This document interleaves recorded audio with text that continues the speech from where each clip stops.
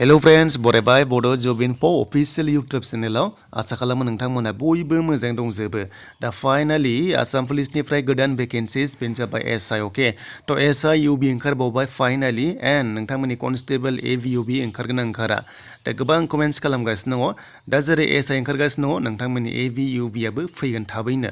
स' बेनिफ्राय जोङो अफिसियेल साइटआव फैयोब्ला नोंथांमोना एडमिट डाउनलड खालामदो जायफ्रा दासिमबो खालामाखै आसाम फरेस्टनिफ्राय स' बेनिफ्राय ग्रेड 4आ दाबो होथ'वाखै जेब्ला होयो आं नोंथांमोना आपडेटखौ लाबोगोन एडमिट होयोब्ला स' बेनिफ्राय अनलाइनाव थुनाय लोगो लोगो अनलाइन खालामनो हागोन एसआईखौहाय स' डेटखौ जों नायगोन माब्ला जागोन आरो भेकेन्सि बेसेबां दङ आरो सिस्टेमा माबादि टाइपनि सिलेक्सन जागोन स' बेखायनो जों अफिसियेल नटिफिकेसन नायग्रोनोसै मोननै फैदों थ' नोंथांमोना एसआईयूबी दा बेयाव क्लिक खालामनाय लोगो लोगो जों डिटेल्सखौ नायगोन जाय नोंथांमोना चेनेलाव गोदान नोंथांमोनाबो साबस्क्राइब खालामना ला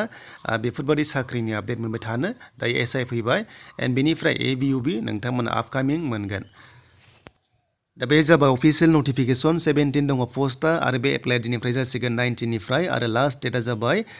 मार्चनि 5 सिम थागोन नोंथांमोना अनलाइन खालामनांगोन स्केल फिया जोबोर मोजां 14,000 निफ्राय जागायनानै 60,500 प्लास ग्रेड पे थायो 8,700 नोंथांमोना मोननो हागोन दा पस्टआ 17 बेनि गेजेराव नोंथांमोना एसटिपिआव सासे मोनदों एन्ड आनरिजार्भआवहाय 10 मोनदों नोंथांमोना आनरिजार्भआवबो इलिजिबल जायो स' बेनिफ्राय आसामनि जाखानांगोन बेखौथ' मिथिखागौ एन्ड पिआरसि नांलाया एमप्लयमेन्ट एक्सचेन्ज नोंथांमोना थानांगोन एन्ड बेनिफ्राय गैयाब्लाबो दायो जायो एप्लाइ खालामनायाव मिनिमाम बैसोआ 20 आरो मेक्सिमाम 26 नाथाय एसटिआ 31 इयार्ससिम बे पस्टआव इलिजिबल जागोन एन्ड फरायनाय नोंथांमोना आर्ट्सनिफ्राय जायखिजाया साइन्स कमार्स जायखिजाया degree pass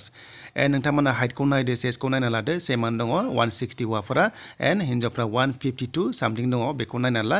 and चेस्टआ 80 centimetre जाथारनांगोन नर्मेलाव expend खालामबा 85 जाथारनांगोन एन्ड मेडिकेल टेस्टआव जेरै नायो बेबायदिनो नायगोन नोंथांमोना आसाम पुलिसाव जेरै नायो बेखौनो नायगोन एन्ड बेनिफ्राय सिलेक्सन प्रसेसआ फार्स्टआव नोंथांमोना एग्जाम जागोन अफलाइन एग्जाम जागोन एन्ड डकुमेन्ट्सआ नोंथांमोना जि दं बेखौनो हरबानो जाबाय सिगांनि बायदि एन्ड एग्जामा बर'जों जागोन 1/2 नेगेटिभ मार्किं दङ 100 मार्क्सनि 100 कुइसन फैगोन आरो नोंथांमोनाहाय